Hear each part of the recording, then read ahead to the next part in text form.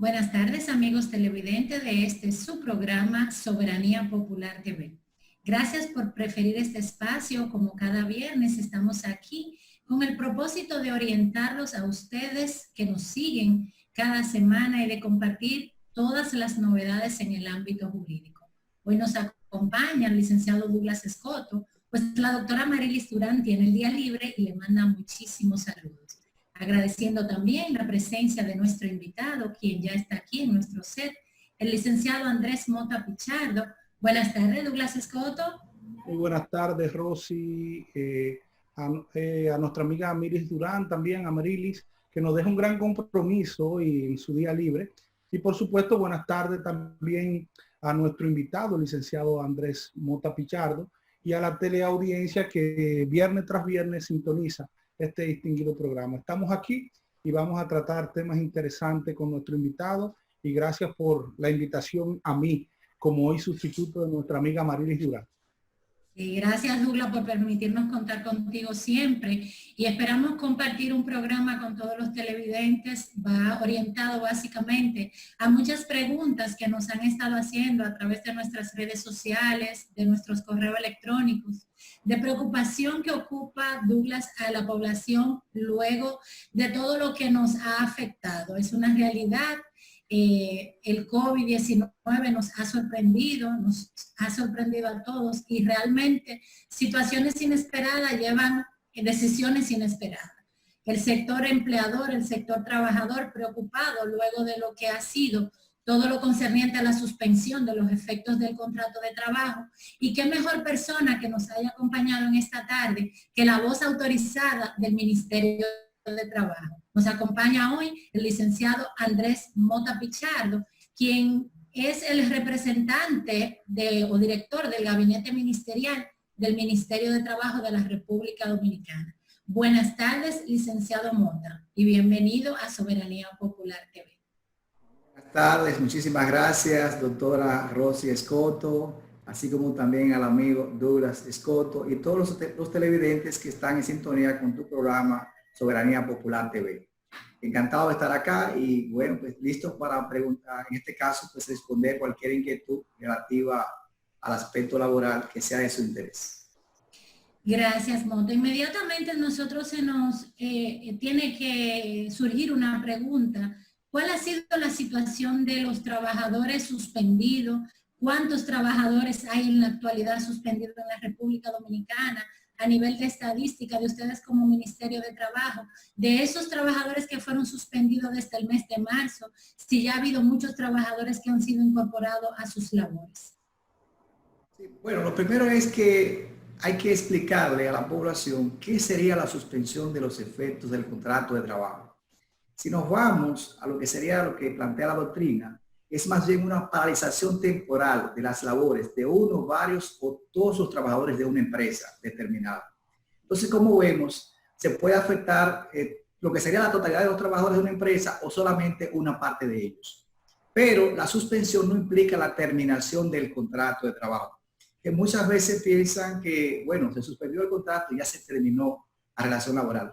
Y más bien, como hemos dicho, es una paralización temporal. O sea, los efectos se suspenden por un tiempo determinado que prevé la legislación.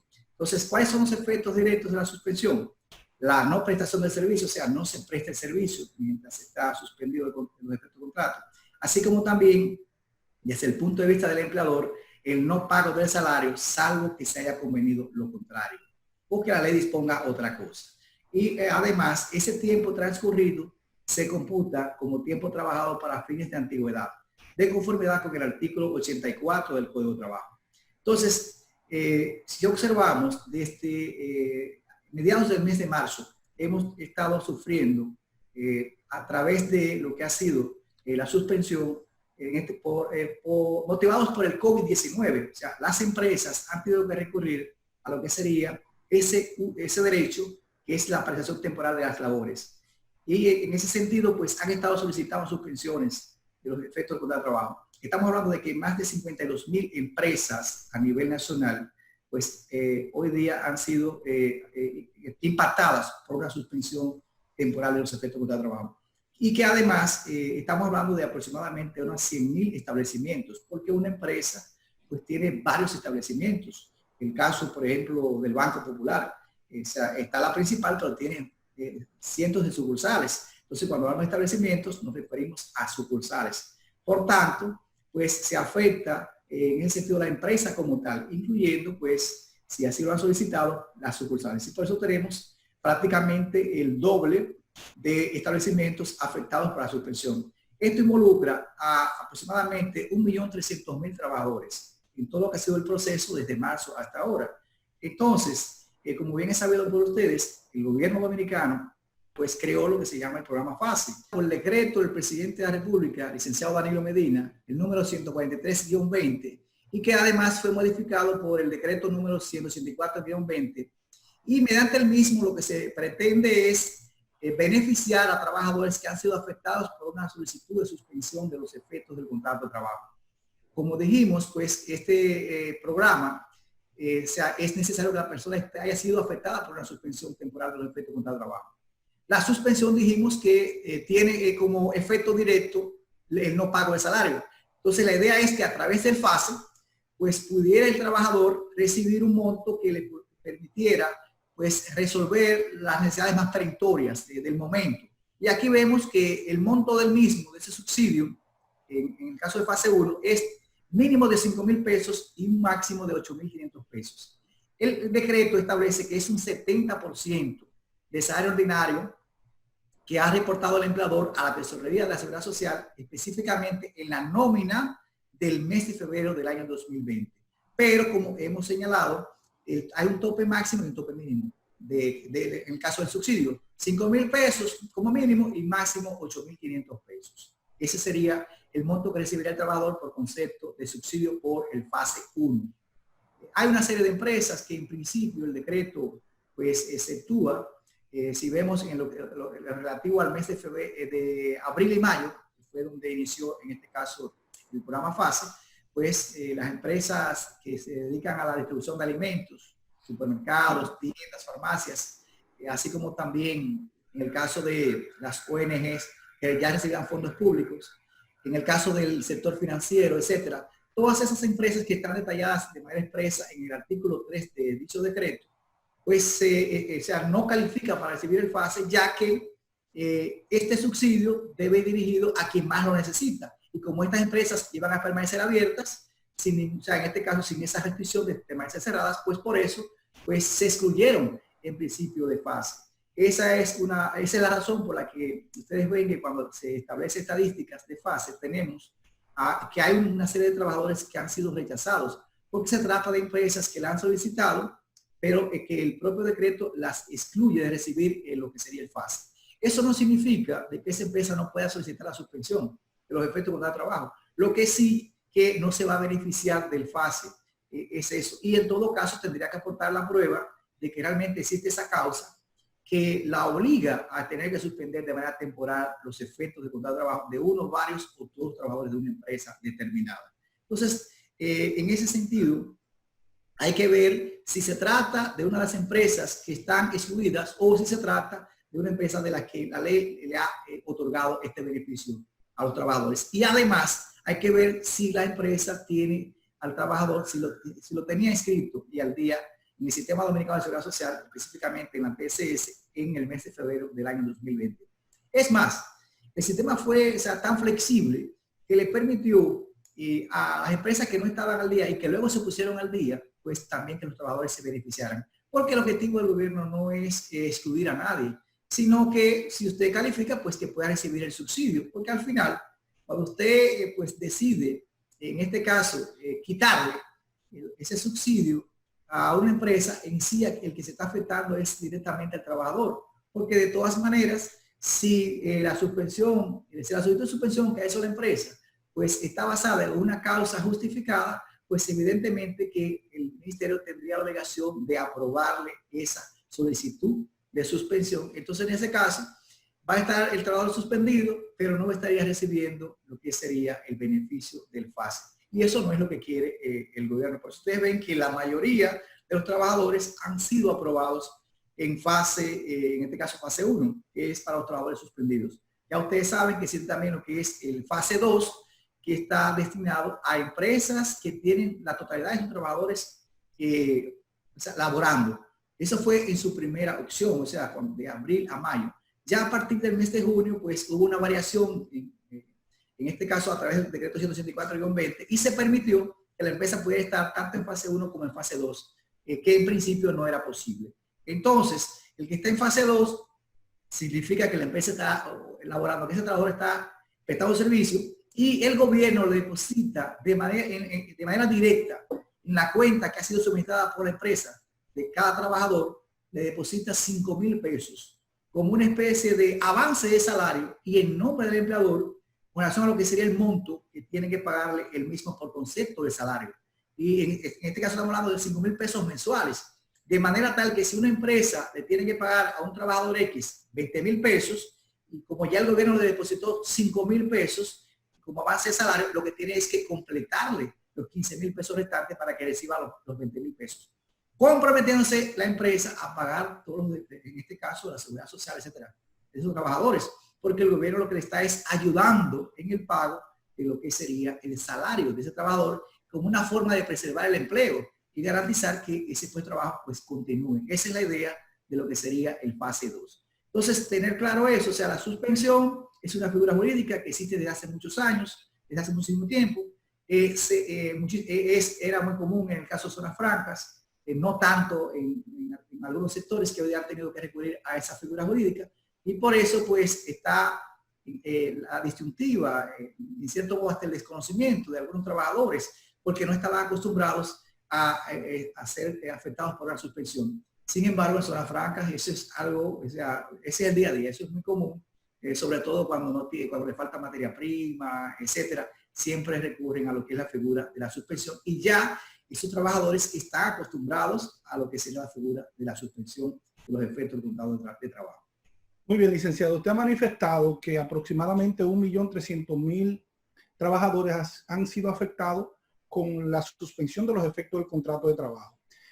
Vimos a mediados del mes de junio que el presidente de la República, mediante una locución, habló de una desescalada donde se reactivaba la economía nacional y donde diferentes sectores venían entrando a llamar a sus trabajadores a que entraran a prestar el servicio.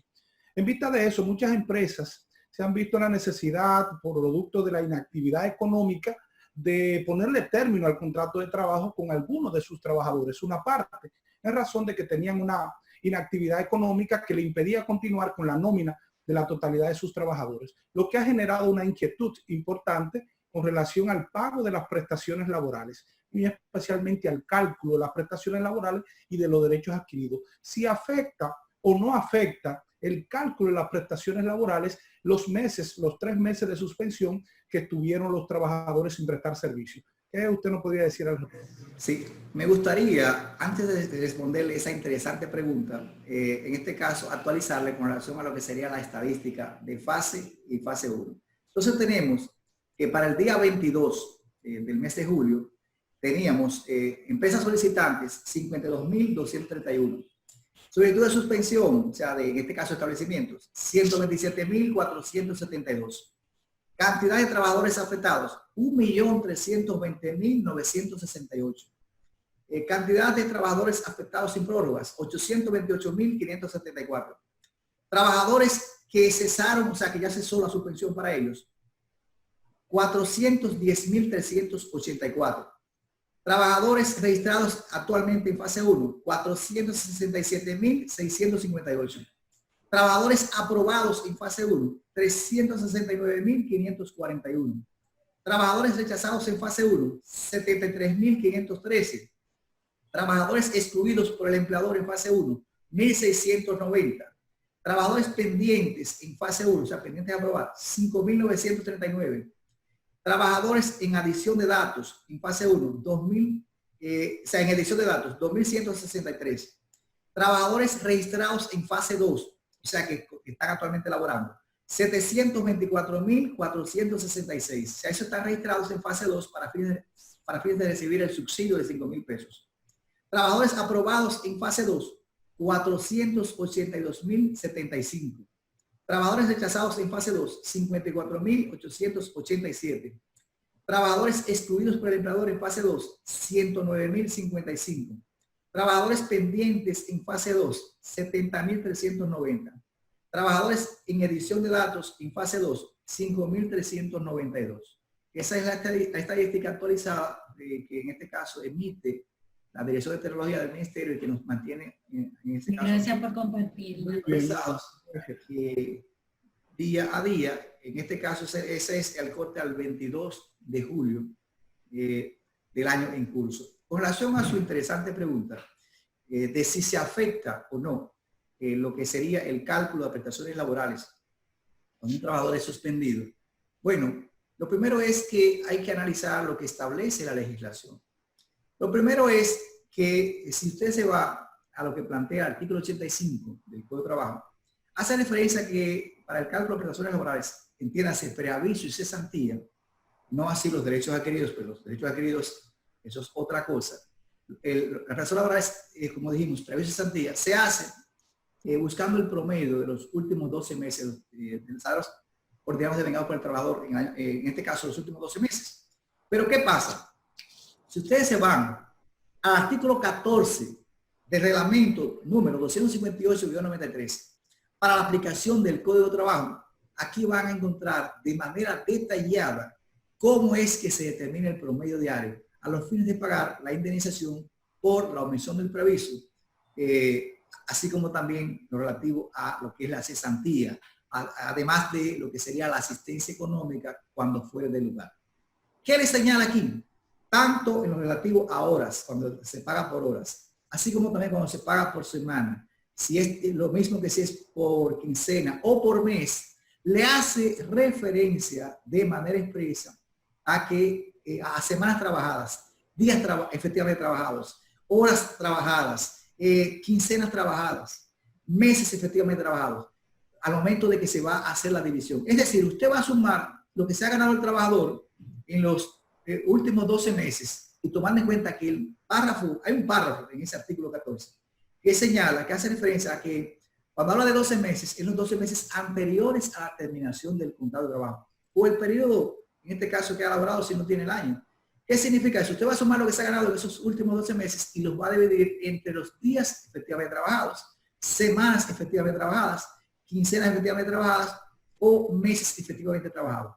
¿Qué significa esto? Que si estuvo 3 meses suspendido, no estaba recibiendo salario. Si usted lo pone como que estaba recibiendo salario y le pone de 0 en el salario, usted no está cumpliendo con lo que plantea el artículo 14 del reglamento, que le manda en este caso a tomar en cuenta semanas trabajadas, días trabajados, meses trabajados, quincenas trabajadas. Por tanto, si una persona, pues sus salarios son 10,000 pesos que ha tenido en los últimos 12 meses, usted lo multiplica por 12 y le va a dar 120,000 pesos. Si lo ve entre 12 va a dar como quiera 10,000 pesos. Ahora, si usted lo que hace es que dice, bueno, 9 meses a 10,000 son 90,000 pesos y 3 meses en 0 y divide 90,000 entre 12 le va a dar menos de 10,000 pesos.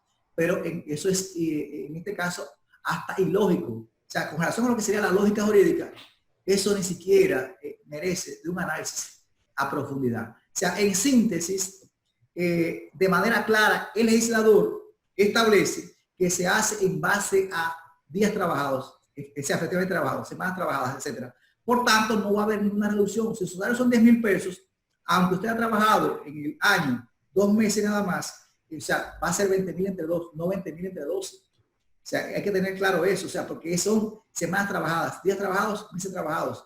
No va a ser, o sea, sus salarios no son 2,000 pesos ni 4,000, sino 10,000 pesos en el ejemplo que le estoy poniendo. Por tanto, serán 10,000 pesos. Desde el punto de vista de lo que sería el preaviso, no le afecta, porque su salario no se va a ver disminuido. La idea, señores, de establecer que se haga en base al promedio de los últimos 12 meses es porque usted puede haber tenido variación de salarios, porque la idea es un aumento de salario, por ejemplo. O sea, una persona que en los últimos 12 meses, a los 3 meses está laborando, por ejemplo, incrementaron de 10,000 a 15,000 y luego a los 3 meses de 15,000 a 20,000, pues es, en este caso, lógico que se haga un promedio. Pero si su salario ha sido el mismo, le va a dar exactamente el mismo salario, no va a haber variación. Eso es desde el punto de vista de lo que es el preaviso y la cesantía, que es donde se manda a hacer en base al promedio. ¿Y qué pasa con el salario de Navidad, licenciado Mota? Por eso le he hecho énfasis en que preaviso y cesantía, porque hablaba de que no es lo mismo que derechos adquiridos. En relación a derechos adquiridos, entonces, sí hay, en lo referente a lo que es el salario de Navidad, que es la 12ª parte o la 12ª parte, como dice los artículos 219 y siguiente del Código de Trabajo, es de la suma de los salarios ordinarios devengados por el trabajador en el año calendario. Fíjense que dice año calendario. Es decir, que se va a tomar en cuenta desde el 1 de enero hasta el último día que labore en ese año. En el caso específico del año 2020, desde el 1 de enero hasta el 31 de diciembre. Se suma todo lo que se ha ganado, salarios ordinarios. Es decir, no se toma en cuenta lo que recibe el trabajador por concepto de horas extras, etcétera, sino salarios ordinarios. Lo que se recibe de manera regular, de manera constante y permanente por el trabajador y como consecuencia de la prestación ordinaria de sus servicios al empleador. Es eso lo que se va a tomar en cuenta. Lo que recibió por concepto de horas extras no va. Como en el caso de la suspensión, no estaría recibiendo salario, salvo que haya comido lo contrario, o que haya un convenio colectivo que así lo establezca, o que la ley disponga otra cosa, o que el empleador haya querido, no obstante eso, pagarle. O sea, eso es un derecho que tiene también el empleador. Se va a hacer, se va a sumar los salarios ordinarios del año calendario y se va a dividir entre 12, porque es la 12ª parte, la 12ª parte de la suma de los salarios ordinarios. Es preciso señalar que ese mismo artículo 219 establece que no podrá, el monto a recibir por parte del trabajador, en principio, no podrá exceder del equivalente a 5 salarios mínimos legalmente establecidos y aplicables a la empresa. Eso es el principio porque ustedes saben que si, en virtud del artículo 37 del Código de Trabajo, siempre se podrá modificar el contrato de trabajo con el objetivo de favorecer al trabajador y mejorar su condición. Y además, el mismo reglamento para la aplicación del código, su artículo 36 y siguientes, plantea que mediante acuerdo entre las partes se puede establecer una suma que exceda los 5 salarios mínimos legalmente establecidos por concepto de salario de Navidad. Entonces aquí sí se va a ver una afectación para el trabajador en el caso del salario de Navidad porque es la 12ª parte de lo que se ha ganado en el año. Como en esos 3 meses no estará recibiendo nada, pues ahí sí él va a sentir cuando vaya, en este caso, cuando llegue el 20 de diciembre o antes, hay empresas que se lo pagan a partir del día 5 de diciembre, ahí sí se va a afectar. Quedando esa parte claro, Douglas, debemos ir a una pausa para cumplir con nuestros anunciantes y ya cuando regresemos, luego de la pausa, pues entonces continuamos en la entrevista y esa interesante pregunta que la verdad yo creo que quedó bastante claro y que sería importante señalar. Regresamos en un momento.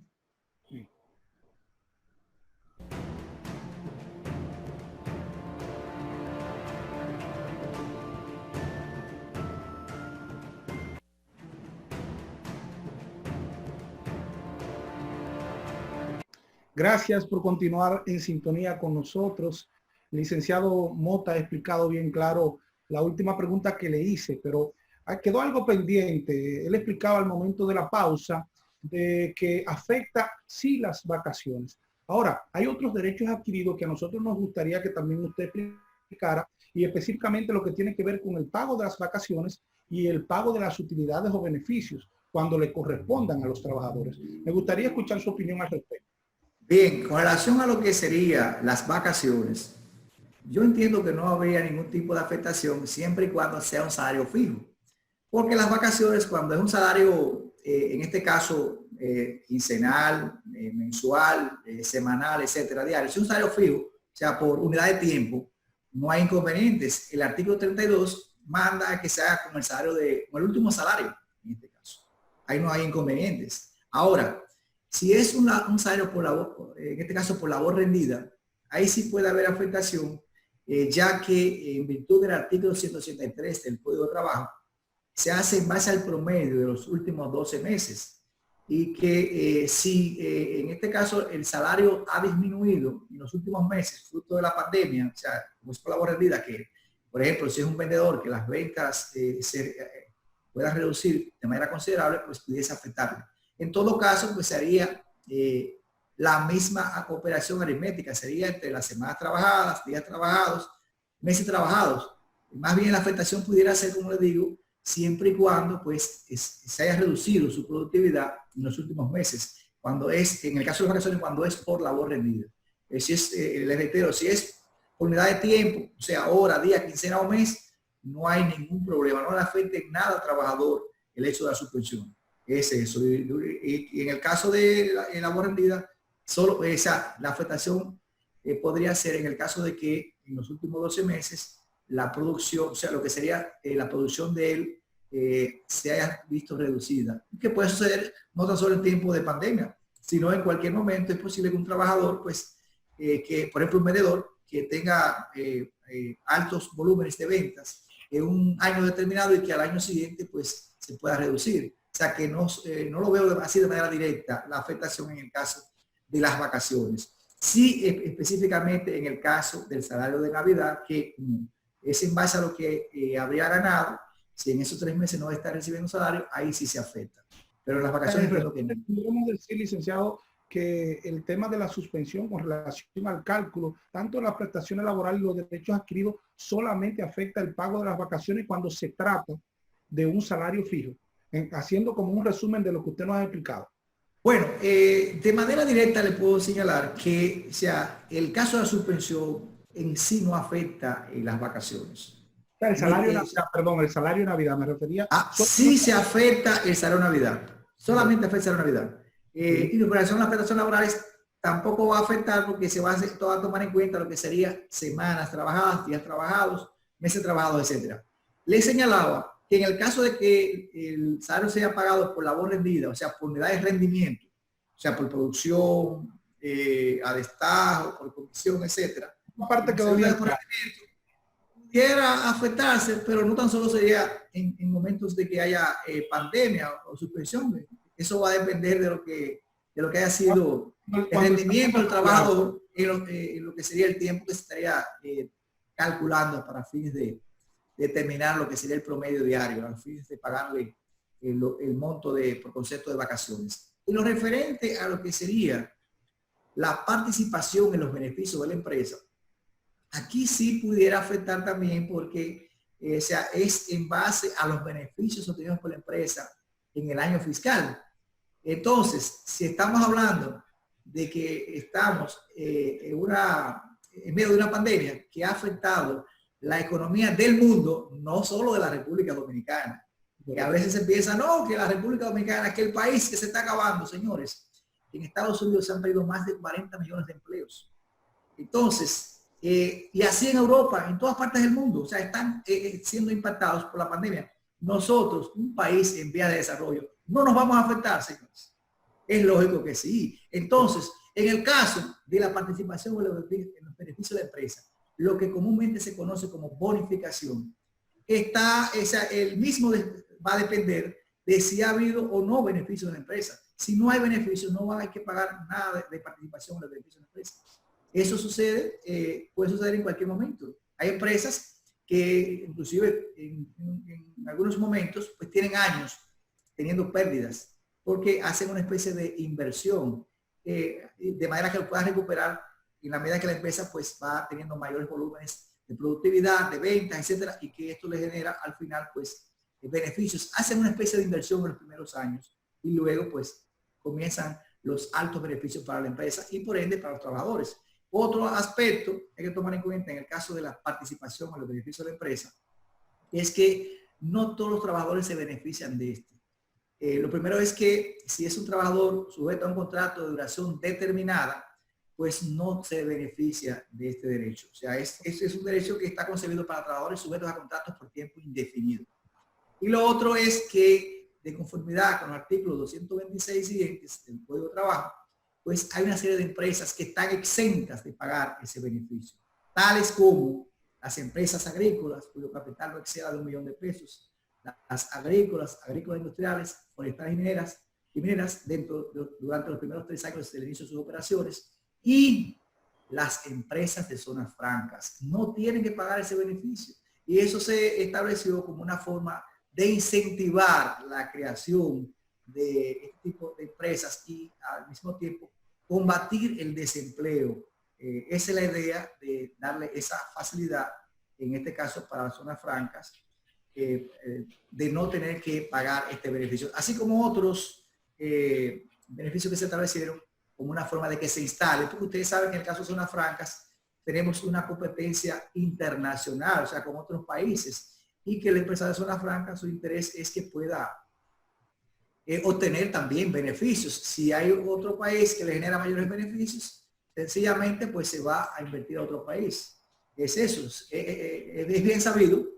Y en el caso de la República Dominicana, pues nuestra mano de obra es muy calificada y tenemos el caso de empresarios que prefieren permanecer en el país, independientemente de que se pueda señalar de que el costo de la mano de obra pudiese ser un poquito más alta. Sin embargo, por la calidad en lo que es el trabajo y la terminación del trabajo en sí, pues prefiere permanecer en el país. Y esto pues lo ha manifestado inclusive consumidores, es eso. Además de respeto a los derechos laborales internacionalmente reconocidos, que eso también se está tomando en cuenta, como una especie de buenas prácticas que están, en ese caso, desde hace varios años, las multinacionales, pues exigiéndole a los países, es decir, no es tan solo cómo está el producto, la calidad del mismo, sino también cómo se elabora, si se respetan esos derechos laborales internacionalmente reconocidos, como es el hecho de la erradicación del trabajo infantil, la abolición del trabajo forzoso obligatorio,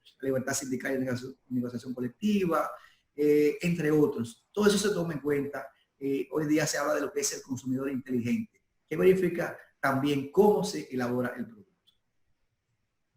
Sí, muy bien. Licenciado Mota, ya en vista de todo lo que nos ha expresado de mejor manera y de la voz autorizada, no puede nuestra audiencia haberlo recibido y agradecida con su presencia nueva vez.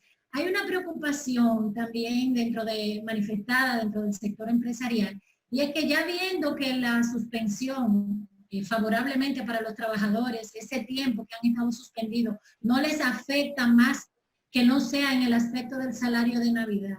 Si se vieran en la disyuntiva de que no pueden continuar operando o de tener ese personal activo, ¿pudieran las empresas llegar a un acuerdo económico con los trabajadores y ese pago de prestaciones laborales, pagarlo de forma, vamos a decir, en cuotas, en que no tengan que desembolsar todos los valores? ¿Eso es posible? ¿Está permitido de conformidad a lo dispuesto por la ley?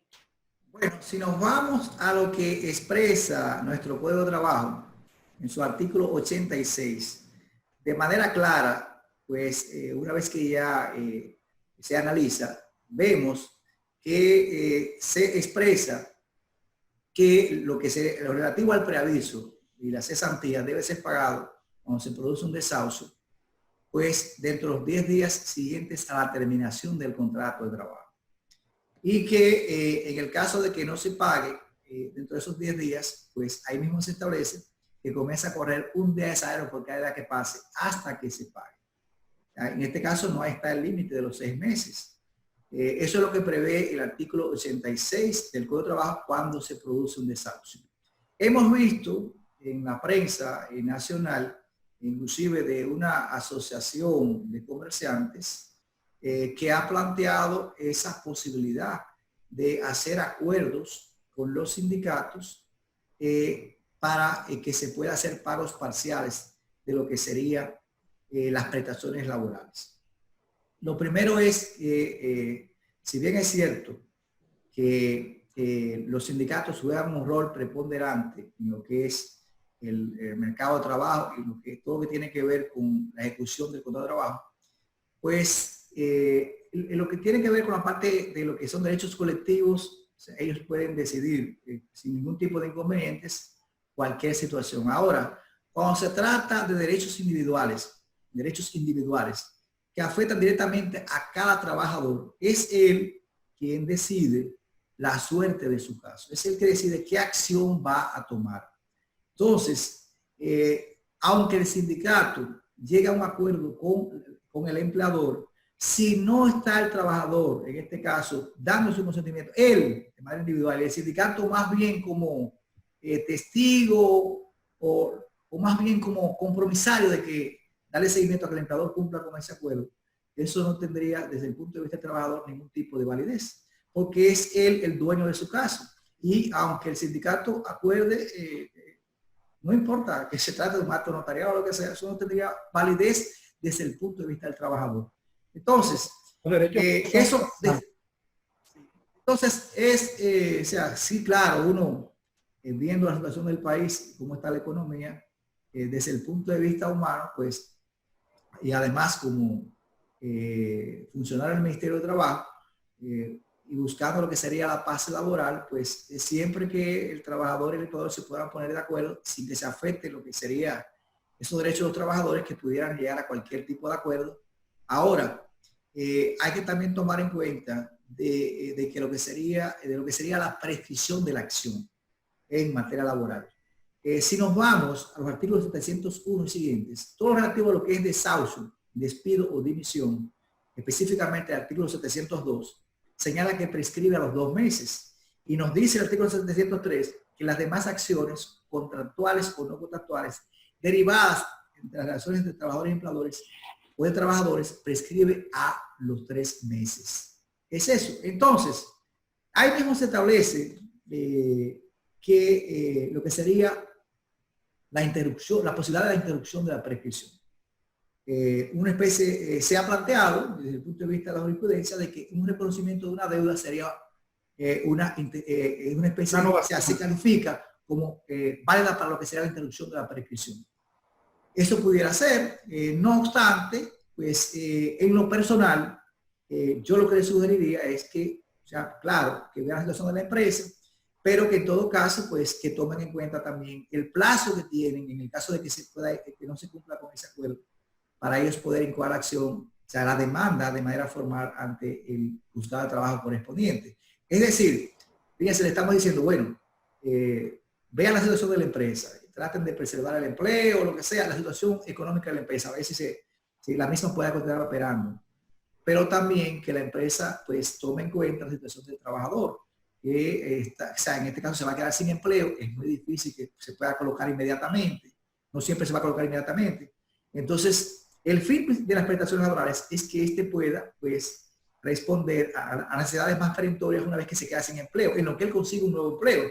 Entonces, si eso no se paga de una vez, le crea un problema al trabajador y a su familia, porque este vive de su empleo, o sea, del salario que él percibe es que él paga la casa, que alimenta a su familia, que compra ropa, etcétera, etcétera. Ese es su ingreso, su fuente de ingreso es ese puesto de trabajo.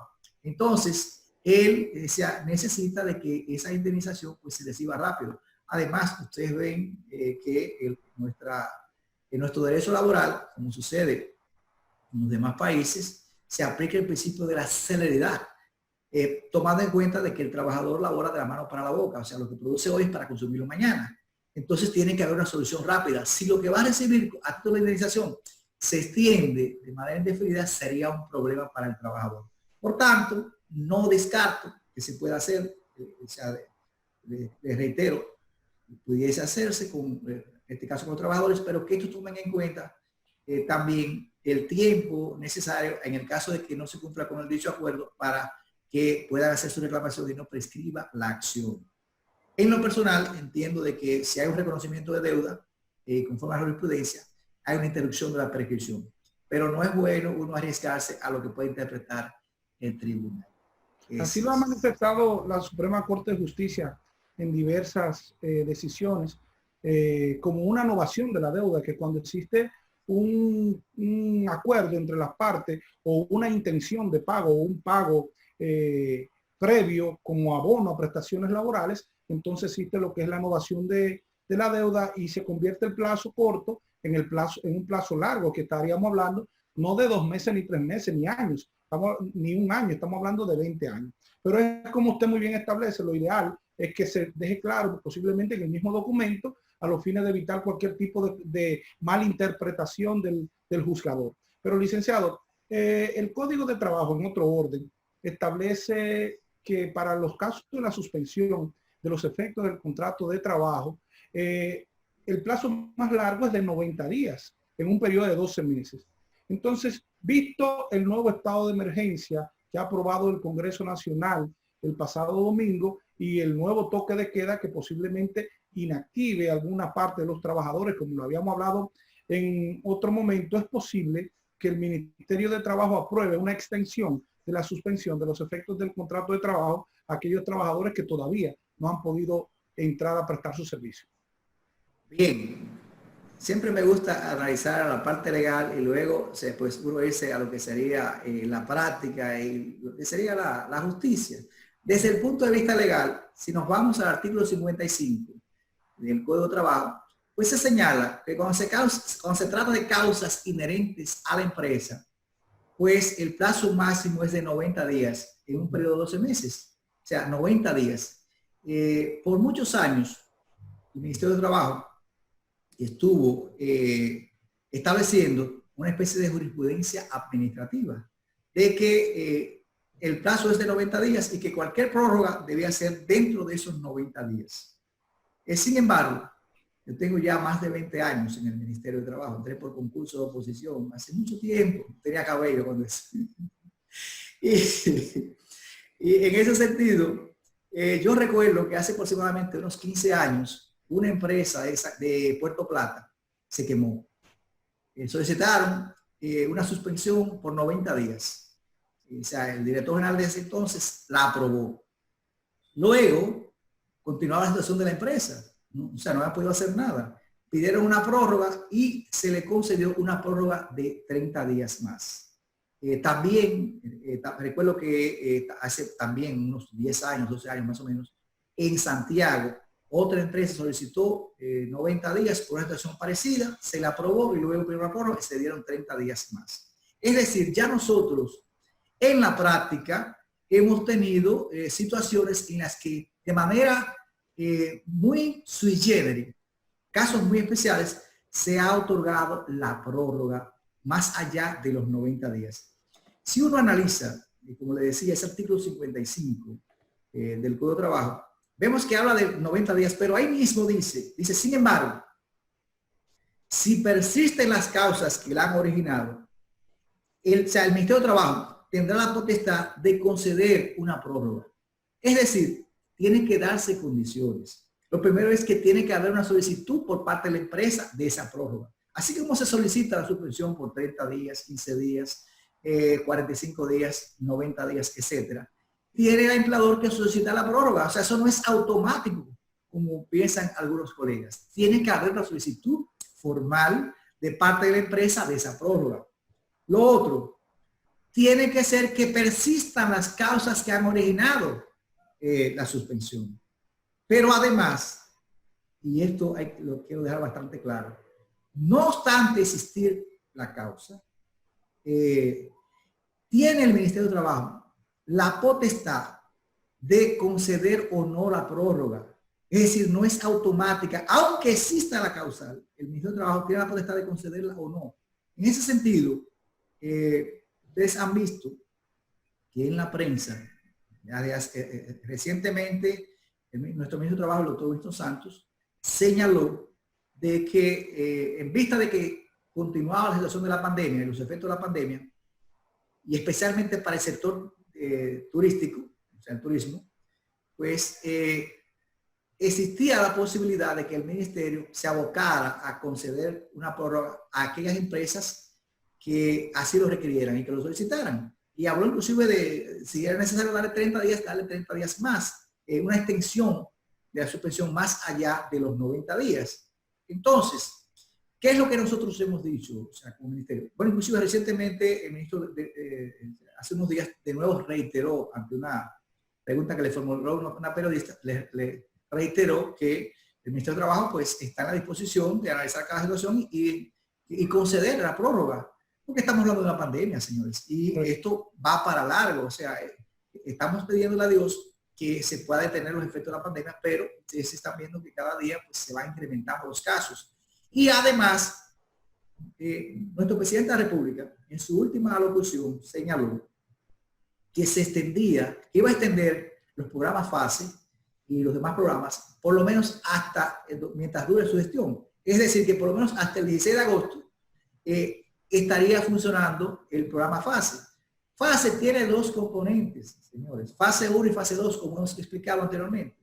Si fase 1 está dedicado a los trabajadores suspendidos, si este subsidio viene desde el mes de abril, estamos hablando de abril, mayo y junio, y se va a extender a julio y agosto, es lógico que van a pasar de los 90 días. Por tanto, ya sea en el caso de que empresas que no hayan suspendido o empresas que ya se vencieron los 90 días, el gobierno, nosotros como gobierno, que tenemos que garantizar la paz laboral y que además tenemos que preservar los empleos, en aquellos casos que procedan, pues necesariamente tenemos que analizar la situación y concederlo a aquellas empresas que así lo ameriten. Es decir, no es a todo el que solicite prórroga que se le va a aprobar, porque ustedes saben que aquí se da de todo, o sea, solicita el que la requiere y también el que no la requiere. O sea, entonces hay que ver cada situación en particular. Es eso. Y en virtud de cuál sea su caso, pues se podrá conceder o no, e incluso el periodo por el cual se la apruebe. Aunque usted solicite una prórroga, por ejemplo, de 60 días, si se entiende que solamente usted con 15 días o un mes pues lo puede resolver, o que no amerita una prórroga, entonces no tendría sentido. Eso es muy importante, licenciado, y que haya quedado aquí bastante claro que los que necesiten extender más allá del periodo de los 90 días, pues deben formalizar su solicitud, y obviamente ya el Ministerio de Trabajo estará evaluando. Nosotros vamos a agradecer su participación, haber aceptado nuestra invitación, y la verdad es que ha sido de muchísima valía su presencia. Gracias, licenciado Mota, por aceptar de Soberanía Popular TV venir a compartir estas informaciones que ha hecho en esta tarde. Muchísimas gracias. Douglas, antes de llegar al final, que ya nos restan unos pequeños minutos, queremos felicitar a la Federación de Mujeres Empresarias, que eligió su nueva directiva, presidiendo la señora Amarilis Durán, nuestra compañera del programa, y que queremos extenderle, la verdad, felicitaciones por este gran reto que asume en estos momentos de la mano de mujeres valiosas, mujeres empresarias y profesionales, que a pesar de la situación en la que nos encontramos como mundo, porque como bien hemos señalado, el COVID-19 nos ha afectado al mundo, pues asume este reto. Le deseamos muchísima suerte y felicitaciones a todas las que integran la nueva directiva de la Federación de Mujeres Empresarias. Me adhiero, Rosy, a esas felicitaciones para que la nueva directiva encabezada por Amarilis Durán salga airosa y exitosa, y que todos los proyectos que tenga pueda llevarlo con éxito. Gracias. También aprovecho las gracias por la invitación a participar en este tan visto programa que ustedes muy bien dirigen, y reiterarles que estamos a sus enteras órdenes para cualquier momento de sustitución de Amarilis o tuyo propio. Así que agradezco. Gracias a todos por sintonizarnos y buenas tardes. Buenas tardes.